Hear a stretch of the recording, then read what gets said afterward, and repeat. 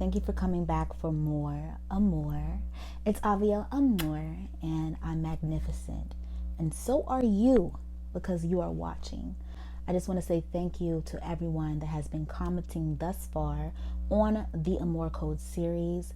Thank you for finding value in the information that I'm sharing with you. The entire intention for this series is just to educate you guys and share the knowledge, the wealth of knowledge that I know from my experience as being a New York City creative and influencer consultant. If you haven't yet, please subscribe, like this video, and comment down below with recommendations of what you would like to see in the future. And just share your information that you know, or just let me know, what you took from this video. Getting on into the subject, the title of this video, it's about clout. They do anything for clout, do anything for clout.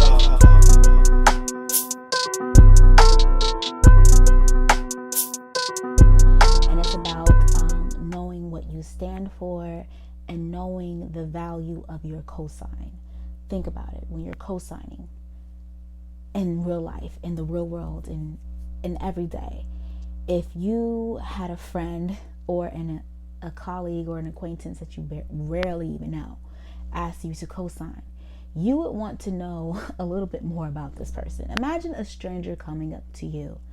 Imagine a stranger coming up to you and asking you to cosign for them a car, an apartment. You would want to know a little bit of information about this person. Am I wrong? Or are you guys out here just co-signing? Because if you are, what's up? But if someone is coming to you asking you to co-sign, you would do your research. You would want to know the character of this person. You would want to know if they follow through on their word. And then, first of all, them asking you to co-sign should already be kind of a flag for you as to who this person is. So that is the same thing when it comes to brands. When brands are reaching out to you, they are asking for your cosign, okay? Now, where I'm coming from for this is the event perspective. Not more so like the brand collaboration, you're working with their product actually, and you're doing a review and a tutorial. I'm talking about attending events. When you as an influencer, as a creative, as a socialite, a tastemaker, when you attend an event, you are automatically co-signing that brand.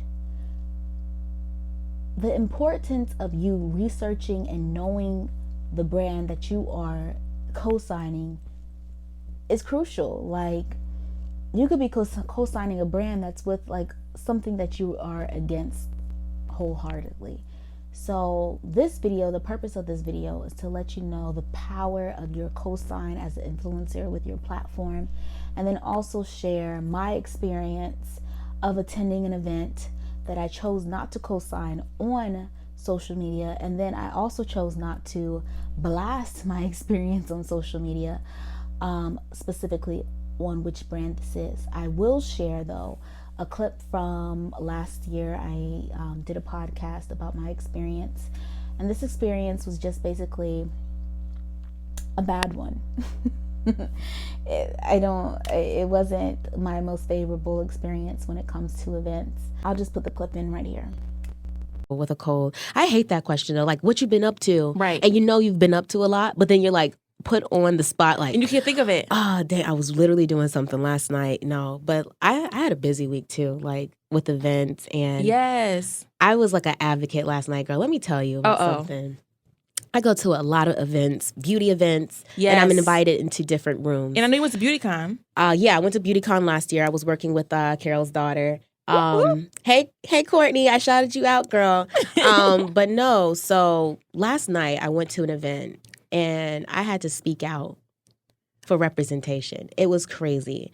And I went to the event. It was a very exclusive event. Mm-hmm. I tried to get +1s. They needed to know who it was, what they looked like, their history and everything. Wow. So I go into this space, and the space is a very much so white space, Asian space. And I am literally, I promise you, the only Black person that was invited there. I'm not, the only other person that was Black that was invited there was John Legend. That was the only other Black person, I promise you. Dang. And it made me feel some type of way. I mean, I've been in these rooms and I know the girls, some of the girls that are in there, white Right. girls, Asians, Latina. And okay, I'm cool. I can't be angry at them because they're just coming to the event to support and Right. whatnot. But when I'm surveying the room and I'm asking, I'm like, oh, where are you from? Oh, they flew me out from Ireland. They Shut flew me out from up. Malaysia. They flew me out from Germany. They flew me out from here. They're representing all these different countries. So I'm questioning, how is it that they found me, first of all, Right. because I'm not the biggest blogger. How did they find But me? you are a bomb, though. Thank you. How did they find me? And why am I here? Like, what is my purpose? Am I the token? Am I serving some type Literally. of like, do you even want the coins that my audience could probably bring you? Or do you want the exposure from my audience? So that made me so angry to see like John Legend performing for this Right. audience. And did he not see what the audience looked like? Is the lights like a different type Yeah. of way? So I was like, okay, am I going to go to social media and just blast this? I had to think about it. I had to Right. like really gather myself and make sure what I'm speaking out for is like bigger than my emotions. Making Right. sure that I'm still going to move forward and have some type of growth with the brand because I don't want to burn a bridge. You No, know? I get it for sure. It's that I'm glad you spoke about that. You Yeah. were so candid about it because a lot of people aren't. And the gag is, women of color, Black women, we spend more money on beauty than any other demographic. Exactly. That's what we spend our, like when I go to the beauty supply store, I'm in heaven. I'm just ready to write them a Yes. check every month. And it's so affordable. Like Ruby Kiss, people be sleeping on Ruby Kisses Yes. or whatever that brand or whatever. But like I talked to everyone. They was like, oh, I don't work directly with the brand. But I got to talk to the global head of education with the brand. I talked to people that was like the agency for the brand until Right. the point where they knew that I was asking like who I need to speak to. I was looking for the person that invited me to the Good. point that they found me to sit down to talk to me. Good. And we had a conversation. And we'll get more into like conversation when it comes to Kanye and his like views on politics and how things should be handled. But I really do feel like it's okay to have different opinions Of or whatnot, course. but being able to be heard and listened to. So I appreciated that the fact that they came out and they found me Right. out of all these people. I mean, I did stick out, you know what I'm saying? Of course, You can't, yes. you know what I'm saying, over here glowing with the melanin or whatever. I'm just saying. But, you know, they found me. We had a conversation and they were like, you know, we represented a lot of countries. I was like, okay, well, what about all the countries in Africa? And where- Where's and what Senegal about at? Where right Ghana at? here? What about right here? You're flying people from Ireland for this activation and on top of that paying them.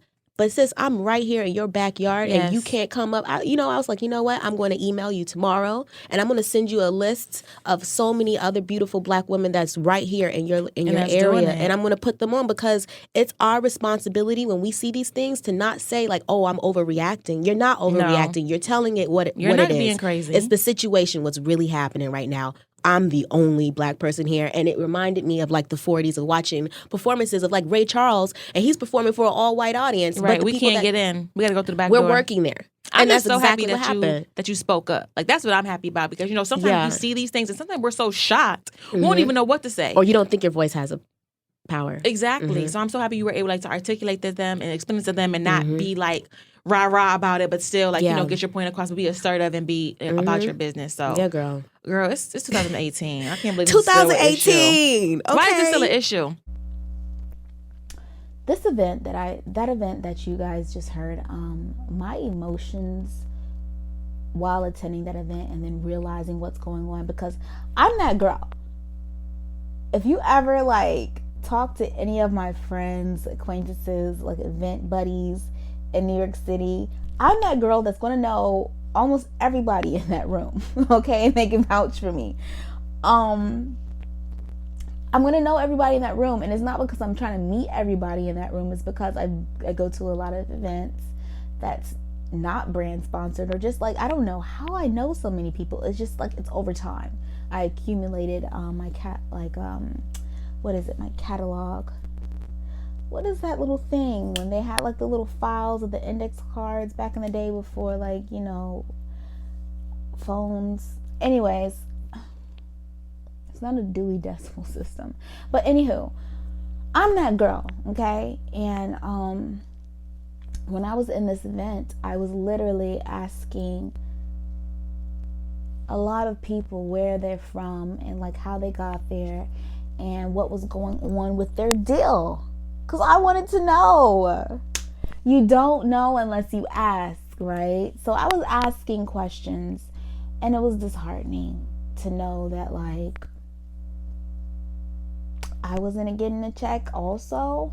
So then in that moment, it was like an epiphany. Like, okay, so why am I here? Am I here just to get some free products? Am I here to get like a cute photo? Like, what really is my purpose in this room? And before this event, I've always like I've toggled, I've like played with this like question as to like my purpose when going to different events. That's when I really start turning down a lot of events, probably like end of 2017. I'm like, oh, this doesn't really fit my purpose. I'm not going to go to this or attend this because I don't see any real value for my brand. But then I took it a step further when I was like, okay, well, I'm actually influencing people that follow me to consume this. And I don't want to just put something out there to you guys just to buy because I'm getting paid by the brand. I want to put something out there that's going to be of value to you because you find value in what I'm putting out there and you trust like our relationship, right? So I really like that event really was like, wow, I'm here. And not only am I being fairly compensated for my time and wanting to like learn about the product to share it with you guys because that's what they expect. They're encouraging the hashtags. Like, I'm out here giving away my platform for free. So, I mean, it's different when you are coming from a media outlet where you're paid salary.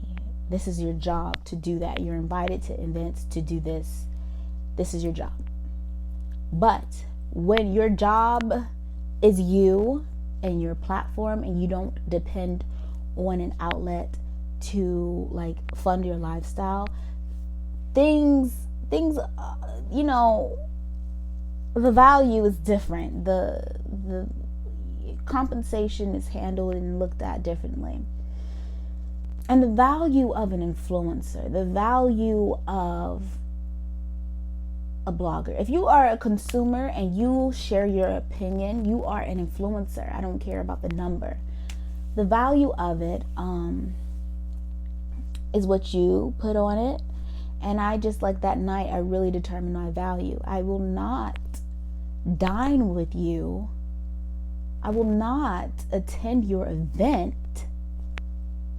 just so I can hashtag what you're telling me to hashtag and you're getting this free promo. I will not do it. Because if you want me to check for y'all, I'm gonna need a check from y'all, you know? I had to set like what it is that when I attend events that I'm going there with a purpose. You know, if a brand, my approach when events, how they go. How events go. Events are organized spectacles. Spectacles can seem like that word can seem like a negative connotation, but I'm just like, let me like really look up the Merriam-Webster. A visually striking performance or display, an event or scene regarded in terms of its visual impact, right? So a brand comes out with their new product. They need to make a spectacle of it so it can make a visual impact on consumers. Now, the brand pays for their PR company or whatnot, or the brand does it themselves, but it's normally through a third party, their PR company, to put on this spectacle for them. They invite people to come. And because of their names, sometimes people are just like, well, people, and when I say people, the people that they invite, influencers, tastemakers, or whatnot, more so that scene, they're just like, oh, this brand, I've seen this brand here. I'm going to go just off of the weight of the brand. Okay. And then they have these cute little photo booths or whatnot for you to take these photos. Okay, it's cute. I done it too, right? But what that does is like, it's so intricate on how they play on the psyche. Like, you need a certain amount of times, as like on our Instagram, okay? It's so much. On our Instagram, we get our dopamine hits every time you look and you get your instant gratification from likes or who looked at your Insta story or whatnot, right? So also within the psyche as a consumer, if you see a certain name or a certain brand, a certain slogan, I think it's like 16 times, that's going to imprint on your psyche as when you, so say you go out and you're looking for makeup palettes, you're going to think about that specific product first if they made an imprint from their spectacle, you know? So what they do, these PR brands, these brands, they invite these influencers out and they have them like, oh, because take photos because the lighting is right, and we all for the lighting, okay? Influencer, I'm like, oh girl, this lighting is right. And then just so coincidentally, like the lighting in the background, their name, the brand is plastered there. Okay, do you, sis? But let me tell you something about me, okay? Let me tell you something about me from here on out. And I encourage others that really value their platform and then really value the people that follow them, the people that support their brand, the people that are fans of yours or like they just follow you. Treat them like your family. Like really endorse things that you believe in and don't always try to sell them a new product because there's always a new thing on the scene and then it's wiped away within like 3 months. It's a new wave. It's just like constant buying stuff. Sell me something that's going to work for a long time, that's going to do what it says, and that it's like a staple product. I'm just in that mindset. That's where I'm coming from. Doing things for clout. I am so over this is now for the brands. I am so over you guys inviting me or asking me or offering me these opportunities for exposure. Exposure don't pay my bills, okay? Let me tell you that. And I know other influencers, they feel this way too. Okay, you guys might say, well, you know, we need to know your engagement, your click over rate. Why you asking me in the first place, sis? Why you asking me to be on my blog? Obviously, you see some type of value in my platform. If you want me to check for y'all, I'm gonna need a check from y'all. Okay, and then on top of that, I'm gonna need your product to actually work. I'm gonna need your product to actually do what it says. And then you're trying to do this whole like inclusivity and like the marking of the checkbox. I'm gonna need you really be about that. Okay. See, when it comes to authentic influencing and what's it called, co-fluencing now, that's the new wave. Because what we have here in this realm of consumers, especially with our generations that's coming on, what Generation X, is that the next generation? You guys know what I'm talking about, PR or whatever. The new generation that's coming out, they are more so about sustainability. They are about your cause. They are about authenticity. So these little one-offs that you're doing with influencers, these little one-offs, they're like, oh, I'm so happy that they decided to partner with me. All that is a freaking ego stroke. You get that one-time collaboration, and then that influencer that was so enthused and excited to use this brand is off of y'all and is on to the next check. I see it, okay? We all see it. We are prosumers. I am an influencer and a consumer, but I educate myself and I research the brand before I buy it. Okay, we are not stupid out here, PR brands. We are not stupid out here, brands. Okay, you need to find these influencers that may have 1,000 followers, that may have 10,000 followers, but they've been rocking with y'all. They've been buying your product. They advocate for it, and they want to be an influencer. That's who you need to pay attention to, because that's the real person that's really going to give you the real and has been really using your products, and they believe in it. But no, you want to go to the person that just is on the new wave every time, and they'll take everything for a check. That time is ending, especially with people having their own platforms now, and you guys need to get with it. Because if the brands that are not getting with it, they're getting exposed. And then what they try to do their little cleanups. They try to do, I feel like I'm ranting. They try to do their little cleanups with a collaboration with the with an influencer that is of color to make up for their faux pas. Wikipedia exists, and I can research, so let me get back on my notes. I am ranting. What are we like? If you are an influencer, are you doing it for clout? And then like it's the balance of like trying to get your name out there with brands. So you're like, oh, I want to get invited to events. I need to go to this event to know that, I go to events. It's all a balance. And if you continue watching the Amor Code through different episodes, like you could piece it together. I just can't put it all in one because it's just going to be too much. Because I feel like this video is already going to be long enough.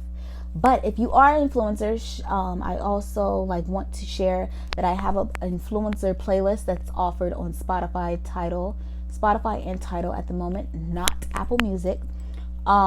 It's the influencer playlist, and it's basically like how I feel out here. I'm just sharing a playlist for influencers, and maybe you guys can relate. I really want to encourage creatives, freelancers, entrepreneurs, influencers to be choosy.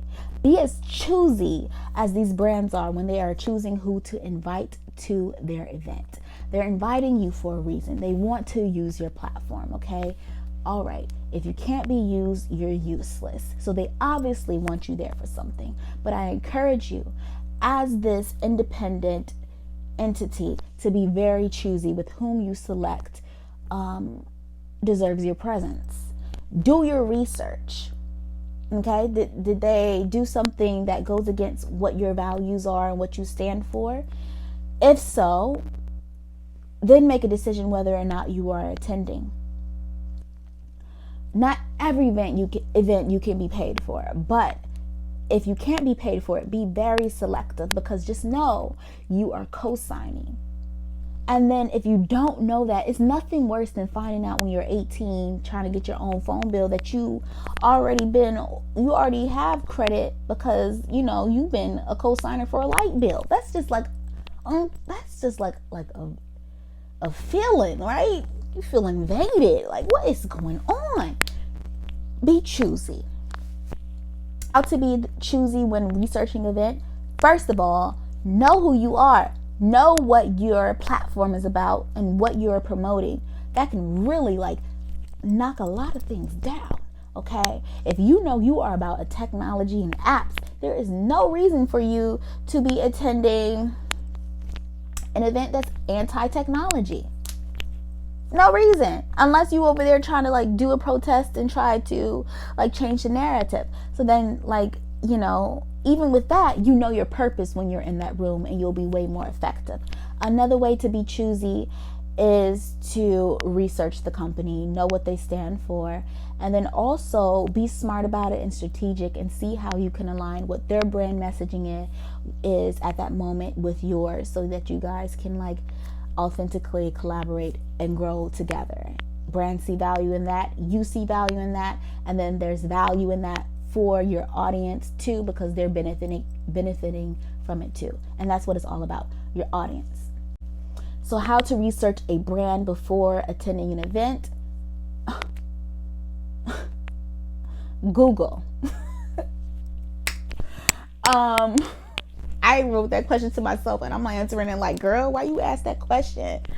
Why are you co-signing? Really?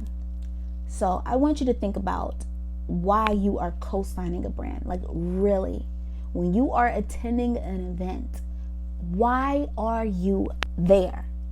Is it because you want to show off your new dress? Is it because you want to meet other people? Is it because you want to just get the goodie bag? So I've been all of those people that I've listed. I've been all of those people. And it's valid, but then you got to think about it. We have to be really conscious right now when it comes to social media and how we are affecting other people and their FOMO, their self-esteem.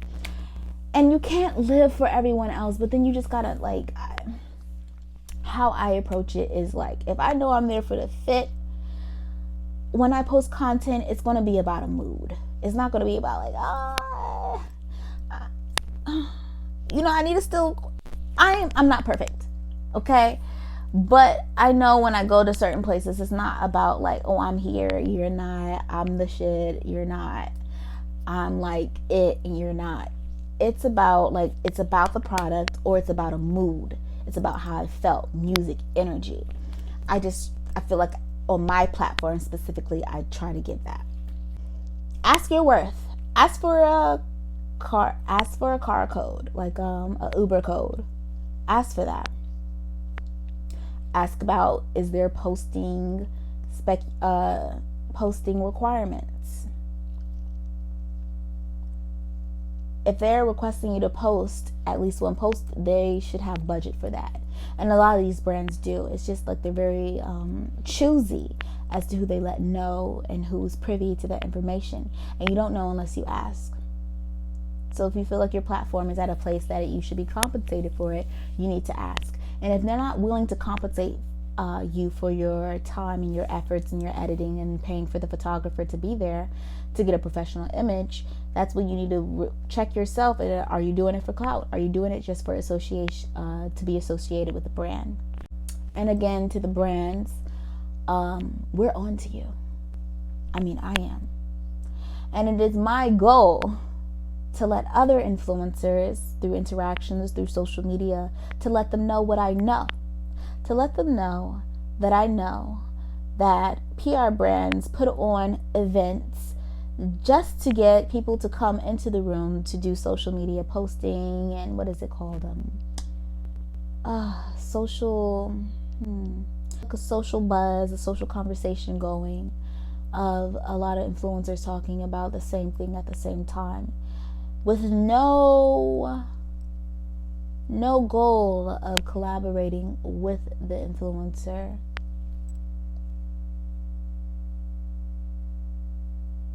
I know. And I'll get more detailed within that. So keep following the Amor code so that not only influencers but PR brands will know what time it is. But with that being said, I feel like that's all I have to say for today. Please come back again next Friday and there'll be more Amor code. Thank you guys so much for watching this one. I really appreciate it. I hope you guys learned. I hope that I inspired some type of dialogue to go on in the comments. And I am not saying that I'm an expert. I want to learn. I don't know it all. If you know something, please share it in the comments down below so I can learn something too. We can exchange information, because this influencer realm it's the wild, wild west. We don't know really what's going on. It's not concrete. So the only way to bring some type of balance and stability into this career field is to talk about it and to share information. So I encourage you guys to share. Thank you guys so much for watching. Bye.